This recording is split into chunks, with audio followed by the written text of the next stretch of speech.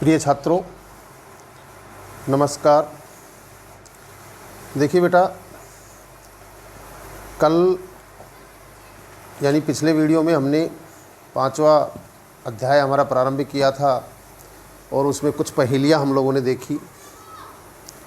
और आज हम इस वीडियो में देखेंगे कि हमारी कुछ पहेलियाँ शेष रह गई थी। उन शेष पहेलियों को आज हल करने की हम लोग कोशिश करेंगे। आपके सामने एक पहेली आ रही है नंबर 4 पर। ये हमारी पिछले वीडियो से छूट गई थी, तो इसको पहले हल करेंगे। बाद में और बची हुई 3 पहेलियाँ और हैं, उन्हें भी हम हल करने की कोशिश करेंगे। देखिए, साफ लिखा हुआ है कि सीमंती नीसु का सांता, कि स्वभाव में या स्त्रियों में, स्वभाव में या स्त्रियों में का सांता, शांत कौन है। दिखाई दे रहा ना, सीमंती नीसु का सांता, स्त्रियों में शांत कौन है। राजा को अभूत गुणों उत्तम, और अद्भुत गुणों से उत्तम को कौन। अभूत यानी अद्भुत, अपूर्व, अनोखे, गुणों में उत्तम, गुण प्लस उत्तम, गुणोत्तम, गुण संधि हो रही है, ठीक है, कि सर्वश्रेष्ठ गुणों से उत्तम राजा कौन है। 2 क्वेश्चन हो गए। पहला क्वेश्चन हो गया आपका कि स्त्रियों में सबसे शांत कौन है और सर्वोत्तम गुणों से युक्त राजा कौन है।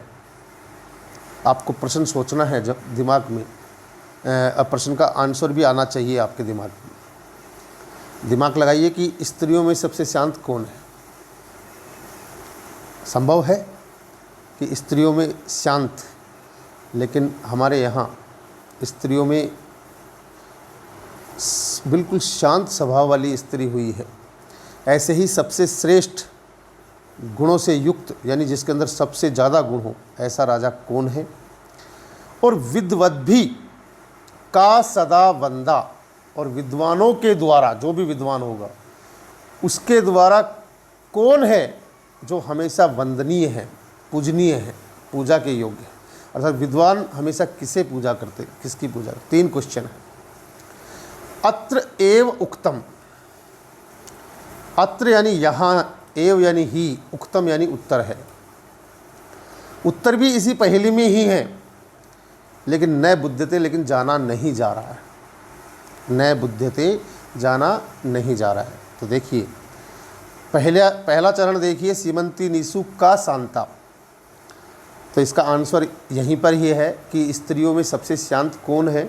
तो सीमंती नीसु का सी ले लीजिए और शांता का ता ले लीजिए। सी और ता दोनों को मिलाकर आंसर आ गया है सीता। अर्थात स्त्रियों में शांत स्वभाव में सबसे जो शांत स्वभाव वाली है वो स्त्री है सीता। अगला उत्तर भी आपको दिमाग में तुरंत आ जाना चाहिए। अब राजा का रा ले लो और मैं उत्तम का मैं ले लो, तो क्या हो जाएगा, राम।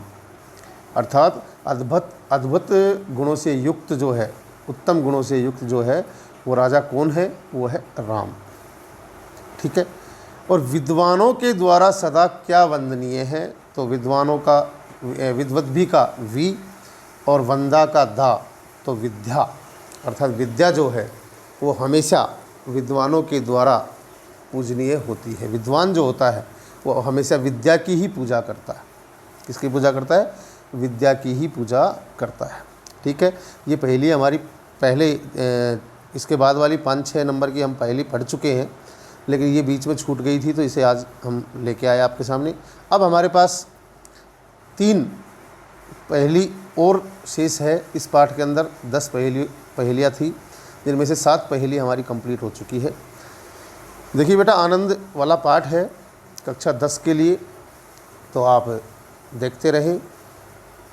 ए पदो दूरगामी च साक्षरो न च पंडितो। और इस पाठ को जब अगर आप पढ़ रहे हैं तो इसका आंसर प्लीज़ आप पहले मत ढूंढना, यानी पहले से आप कहीं उत्तर तालिका में आंसर मत देखिए, केवल पहेली को समझ करके उत्तर दीजिए तो पहेली भी समझ में आएगी और उत्तर जब आएगा पहेली के साथ तो आपको आनंद की अनुभूति भी होगी।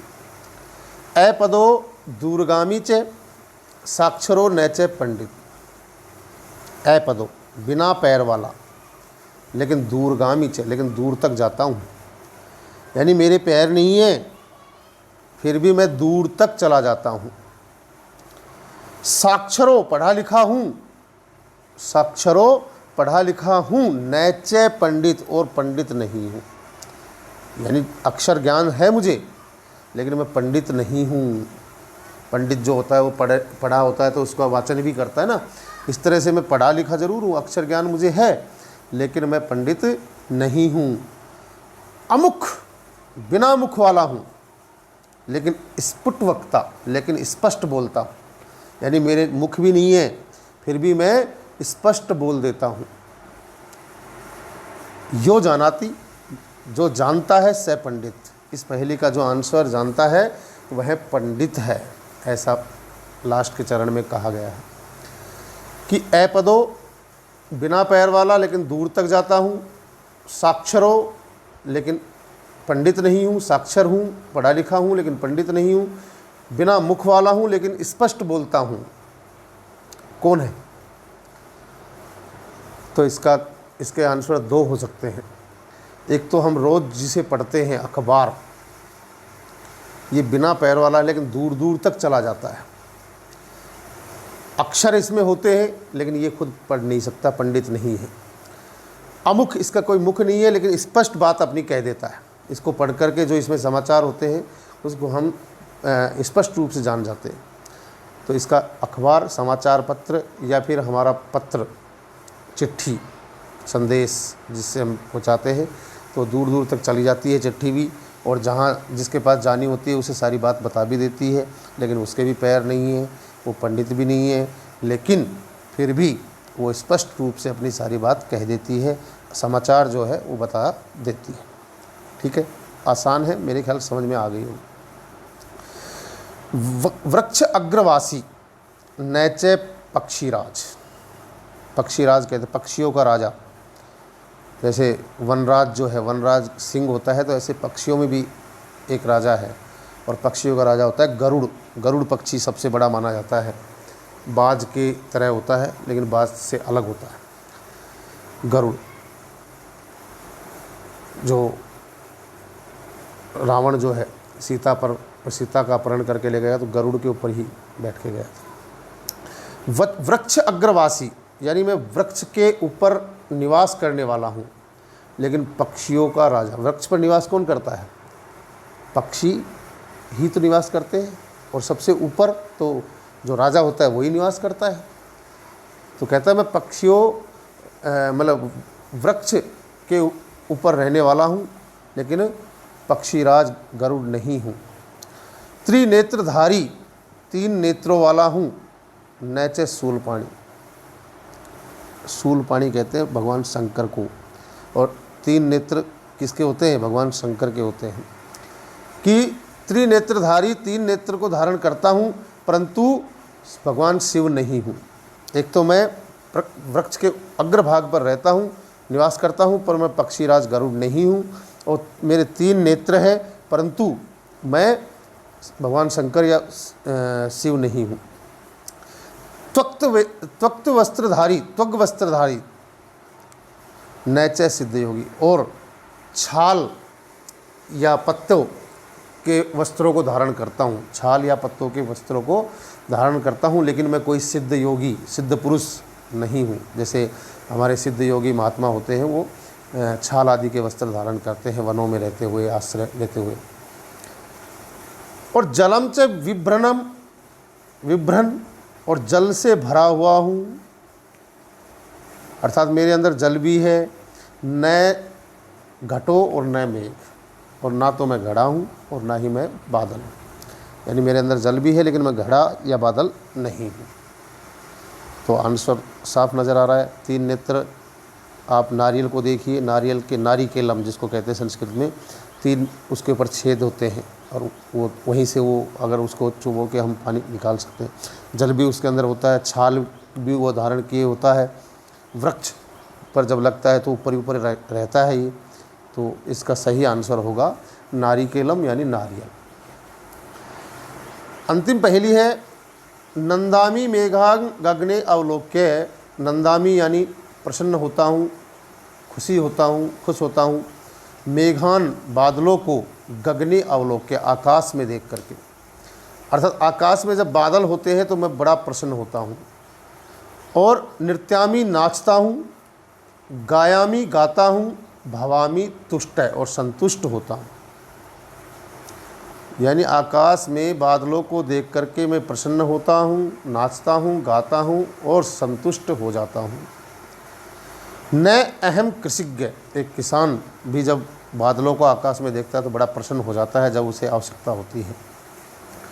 न अहम कृषिज्ञ, मैं किसान नहीं हूँ, और पथिको अपि न अहम, और ना ही मैं कोई राहगीर हूँ, पथिक हूँ।